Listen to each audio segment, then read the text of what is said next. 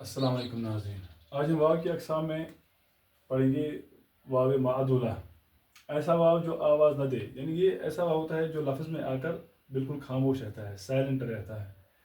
जैसे आप देखेंगे यहाँ पर लफ्ज़ है खुश, हम खुश पढ़ते हैं, इस तरह खुद या ख्वाब। तो खुश जो है असल में ये वाव जो है ये यहाँ पर साइलेंट है, यानी खामोश है। ये इसका तलफ़्ज़ यहाँ पर देखें, ये खे जो है इसके ऊपर पेश है और फिर शीन है, तो यानी खुश। तो वाव जो है वो वाव यहाँ पर तलफ़्ज़ में है ही नहीं। इस तरह खुद यहाँ पर खे के ऊपर पेश और दाल।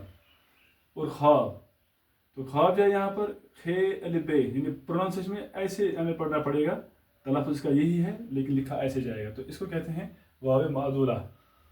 और पांचवा है वाव अतफ, जो दो लफ्ज़ों को मिलाए।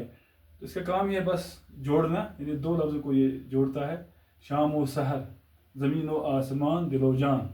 तो ये वाव जो है ये दो अल्फाज को जोड़ता है, लेकिन इसका जो तलफ़्ज़ है वो इस तरह है ओ। तो हमें क्या करना पड़ेगा, ये वाव जो है इसको मीम के साथ तलफ़्ज़ करते वक्त जोड़ना पड़ेगा, शामो सहर, यानी इस तरह मीम वाव, शामो सहर, शामो सहर।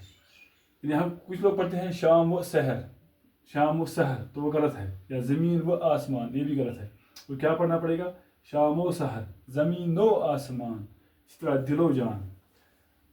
और छठा वाव जो है वाव कसमिया, जो कसम के लिए इस्तेमाल होता है, जैसे वल्लाह, वद्दुहा, वल्लैलि इज़ा सजा हम पढ़ते हैं, तो ये वाव जो है ये वाव कसमिया बोलते हैं इसको। तो ये आज का सबक था। अस्सलामु अलैकुम।